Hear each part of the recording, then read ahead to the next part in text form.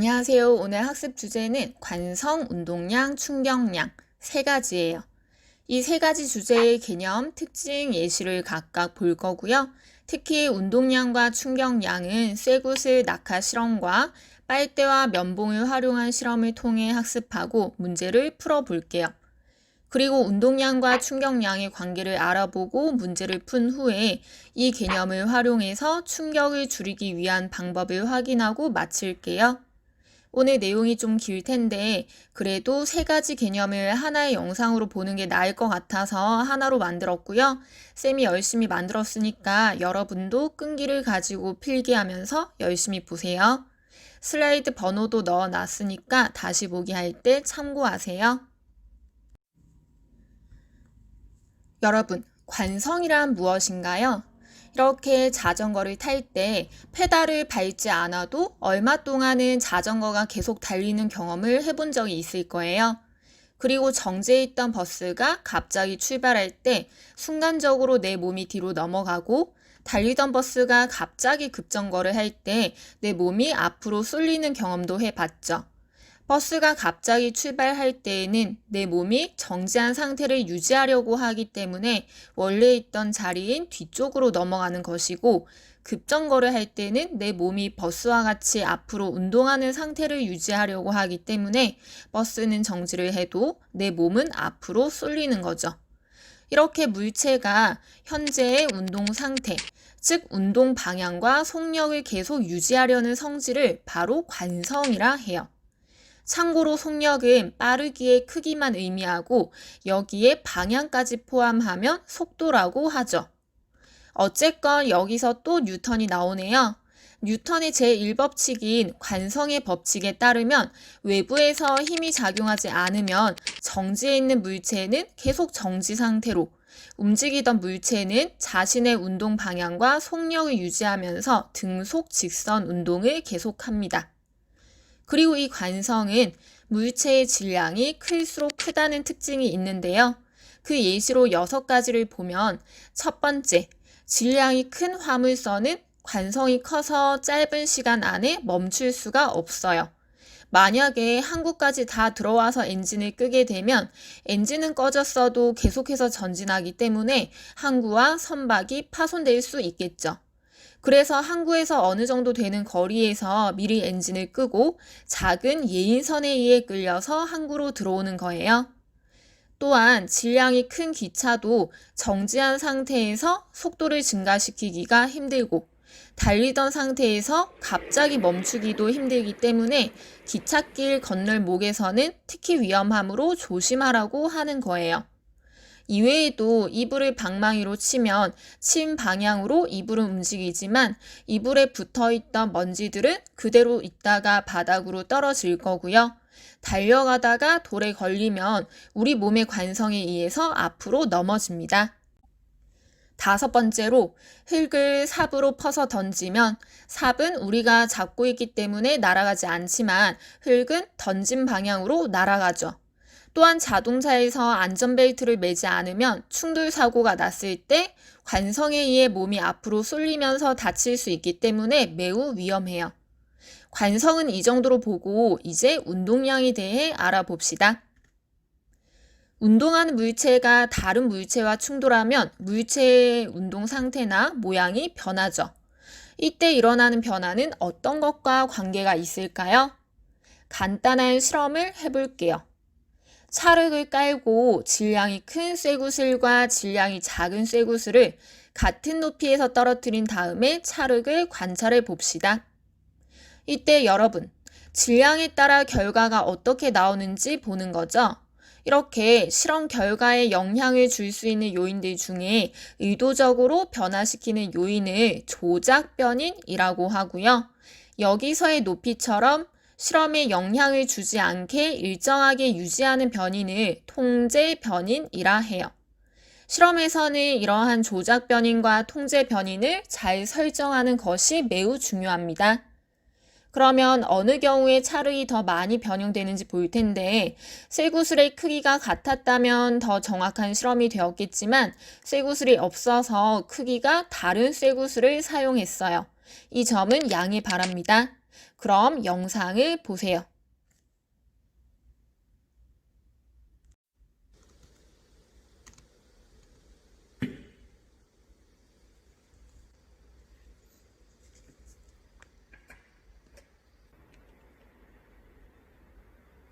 자, 언뜻 보아도 질량이 큰 쇠구슬에 의해서 찰흙이 더 많이 변형되었죠? 두 번째, 질량이 같은 쇠구슬 두 개를 서로 다른 높이에서 떨어뜨린 다음에 찰흙을 관찰해 보자. 이때는 질량이 통제 변인이고 높이가 조작 변인이죠? 어느 경우에 찰흙이 더 많이 변형되는지 봅시다.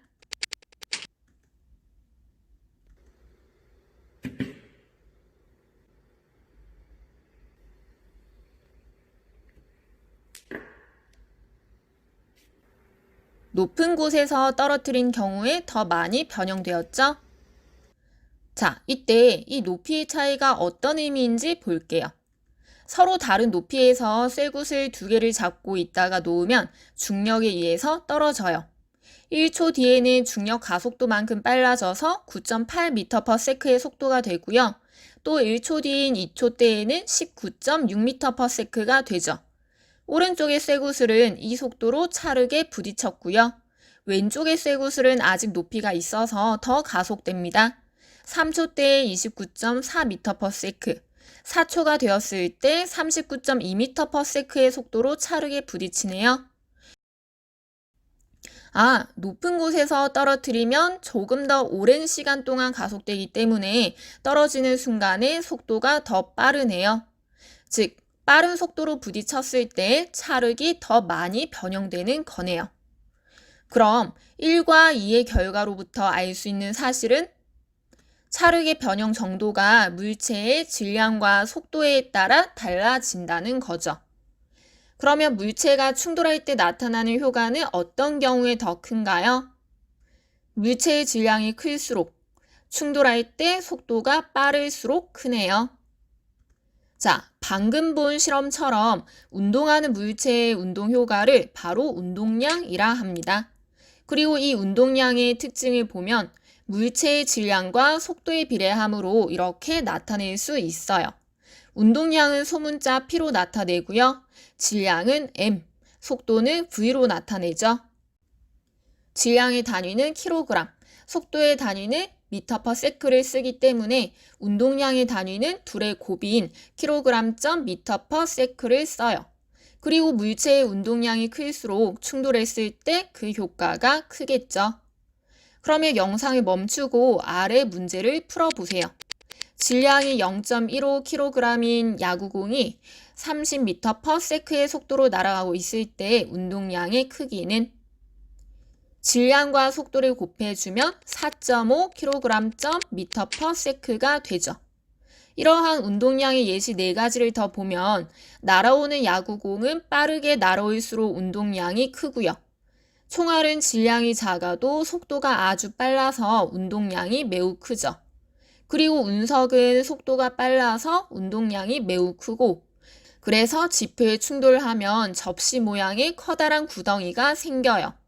기차 또한 질량이 크고 빠르게 달리기 때문에 운동량이 매우 크죠. 자, 그러면 이제 충격량에 대한 실험을 해볼게요.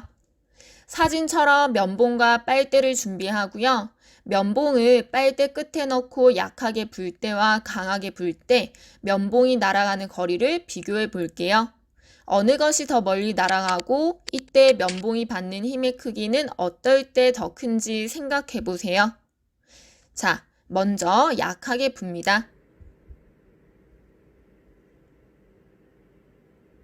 그리고 강하게 불게요.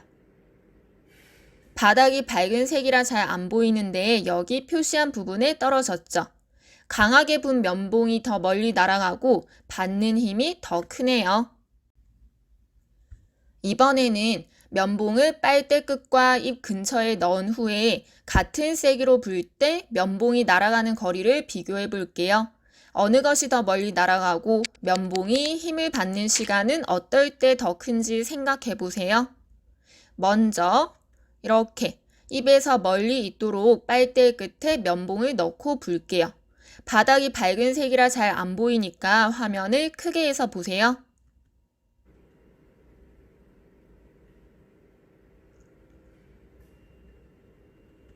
노란색 원 안에 떨어졌고요.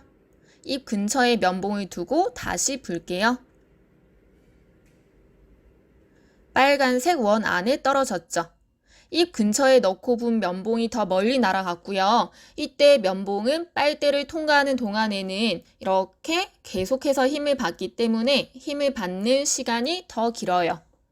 그러면 1과 2의 결과를 봤을 때 면봉이 빨대를 빠져나갈 때의 속력은 어떤 경우에 더 크죠? 면봉이 멀리 떨어진 경우가 속력이 빨라요. 강하게 불고 오랫동안 불었을 때 더 멀리 날아갔었죠. 따라서 면봉에 작용하는 힘이 클수록 힘이 작용하는 시간이 길수록 면봉이 빨대를 빠져나갈 때의 속력이 더 크네요. 여러분, 선생님이 빨대를 불어서 힘을 가했더니 면봉이 충격을 받아서 운동을 했어요. 이렇게 물체에 힘이 작용할 때 물체가 받는 충격의 양을 바로 충격량이라고 해요. 이 충격량의 특징은 실험처럼 힘과 시간에 비례하므로 힘과 시간의 곱으로 나타낼 수 있고요. 충격량을 영문자 I로 나타내고 힘은 F, 힘이 가해지는 시간은 시간의 변화량이기 때문에 변화량을 의미하는 델타를 써서 델타 T로 나타냅니다. 힘의 단위는 뉴턴이고요. 시간의 단위는 S, 초를 쓰므로 충격량은 이 둘의 곱인 NS를 써요. 그러면 어떤 물체에 20N의 힘을 2초 동안 일정하게 가했을 때 물체에 작용한 충격량의 크기는 얼마인가요? 충격량은 F 델타 T이므로 20N의 2초를 곱하면 40N.S가 되네요. 이것을 가로축이 시간, 세로축이 힘인 그래프로 나타내 보면 20N의 힘을 2초에서 4초까지 작용했을 때 이렇게 나타낼 수 있고요. 힘과 시간의 곱은 이 면적과 같죠. 그래서 여러분, 이런 문제도 풀 수 있어야 해요. 어떤 물체에 힘이 작용하는데 그 힘의 크기가 일정하지 않고 계속 바뀌어요. 힘을 작용하는 시간은 총 8초네요. 충격량은 힘과 시간을 곱한 그 면적과 같으므로 결국 다음의 면적을 구하면 되죠. 그래서 10N의 8초를 곱하고 이를 나누어 주면 40NS가 되네요. 면적 구하는 것 연습하세요. 그럼 이 충격량의 예시도 볼게요. 충격량은 힘과 시간의 곱에 비례하기 때문에 야구를 할 때 큰 힘으로 쳐야 공이 큰 충격량을 받아 멀리 날아가고요. 대포로 포탄을 쏠 때 이걸 포신이라 하는데 이 포신이 길어야 힘을 오래 받아서 포탄이 더 큰 충격량을 받아 멀리 날아갈 수 있어요. 이제 4번 운동량과 충격량의 관계를 볼게요. 물체가 일정한 시간 동안 힘을 받으면 힘을 받는 동안 속도가 변하기 때문에 충격량이 있으면 그만큼 운동량이 변해요. 그래서 물체가 받은 충격량은 운동량의 변화량과 같아요. 이걸 식으로 나타내면 F 델타 T는 M 델타 V와 같고요. 운동량의 변화량은 나중 운동량에서 처음 운동량을 뺀 것과 같고 속도의 변화량은 나중 속도에서 처음 속도를 뺀 것과 같죠. 따라서 이렇게 M 곱하기 V2 마이너스 V1으로 나타낼 수 있어요.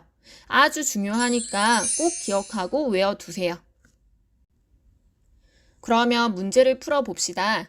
질량이 2kg인 공이 굴러와 벽에 부딪힌 후 그림과 같이 속도 변화가 있었어요. 이때 공이 받은 충격량은? 이런 문제가 나오면 무조건 공식을 쓰고 시작하세요. F 델타 T는 M 델타 V와 같죠.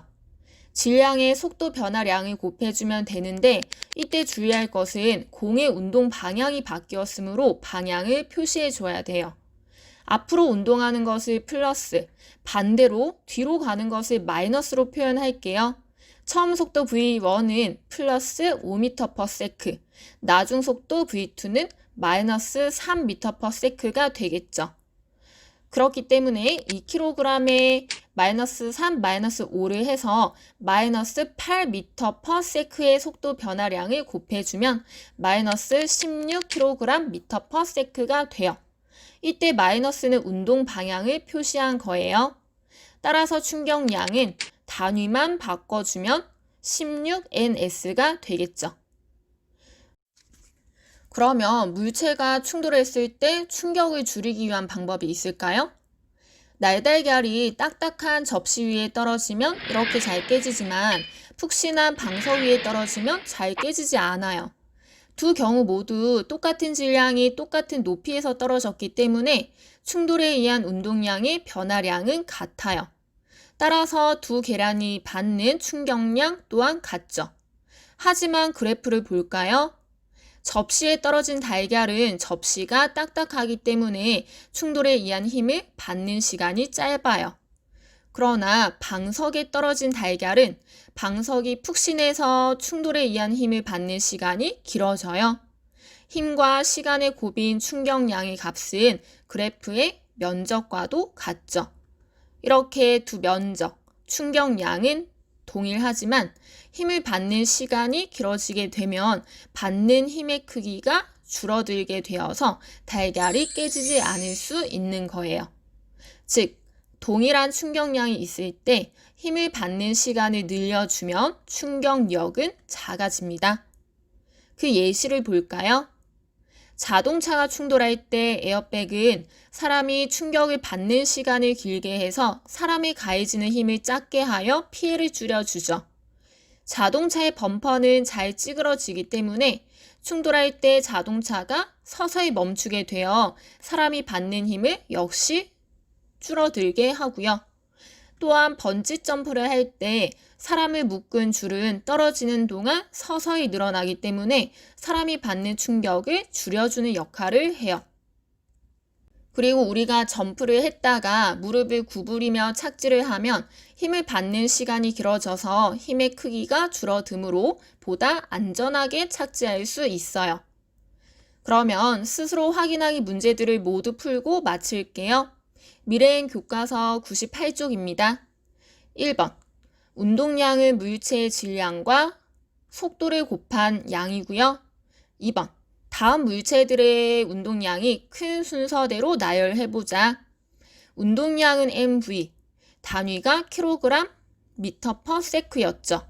정확히 구하려면 물체들의 질량이 주어져야 하므로 지우개는 20g, 야구공은 100g, 자동차는 1000kg으로 놓고 답을 구해보세요. 힌트를 주자면 단위를 통일시켜야 합니다. 해봤나요? 확인해 봅시다. 질량과 속도의 곱으로 나타내면 다음과 같고요. 가와 나의 속도 단위가 다르기 때문에 가의 속도 단위를 바꿔볼게요. 1초 동안 20m를 가는 것을 시속으로 바꿔주려면 분자 분모에 모두 3600을 곱해줄게요. 3600초는 1시간과 같죠. 1hour, h로 표현할게요. 그러면 72km/h, 시속으로 바뀌었네요. 20g과 시속 72, 100g과 시속 100. 당연히 가보다 나의 운동량이 더 크죠. 이제 나와 다를 비교합시다. 100g은 0.1kg과 같으니까 100km/h를 곱하면 10이 되죠. 다에서는 계산하면 6만이 되니까 다가 더 커요. 따라서 가나다 순으로 커지겠네요. 3번. 자동차에 있는 안전띠가 기차에는 없는 까닭을 설명해 보자. 기차는 질량이 커 관성이 크므로 브레이크 후 완전히 멈추기까지 제동거리가 길어서 속도가 줄어들며 천천히 정지하게 돼요. 그래서 탑승자가 받는 충격이 크지 않아요. 또한 기차가 워낙 크고 무겁기에 웬만한 것과 충돌해도 그 충격이 승객에게까지 전달되지 않고요. 만약 엄청 큰 사고가 난다면 차체가 찌그러져 승객이 갇힐 수도 있기 때문에 안전벨트를 하지 않는 것이 구조하기에 더 수월하기 때문이기도 합니다. 그럼 마지막 문제, 미래행 교과서 100페이지예요. 1번. 어떤 물체에 5N의 힘을 0.4초 동안 작용할 때 물체의 운동량 변화는? 운동량 변화량은 충격량과 같죠. 따라서 ENS가 되죠. 2번. 자동차의 범퍼는 충돌 결과에 어떤 영향을 주나요? 충돌 시 범퍼가 쉽게 찌그러지면서 충돌 시간이 길어져서 충격에 의한 힘을 감소시키죠. 3번. 인체에서 충격을 줄이기 위한 구조에는 어떤 것이 있을까요? 무릎 연골은 뼈와는 달리 칼슘이 없어서 뼈보다는 부드럽고 탄력성이 있어요. 그래서 무릎 뼈를 감싸고 있으면서 충격을 완화해 주죠. 연골의 수명을 길게 하려면 쪼그려 앉거나 양반다리, 다리 꼬는 행동 등을 안 해야 해요. 알겠죠? 여러분, 오늘 여기까지고요. 많은 것을 공부했죠? 복습하고 관련 문제들을 많이 풀어보세요. 그래야지 익숙해집니다. 그리고 힘들어도 포기하지 마세요.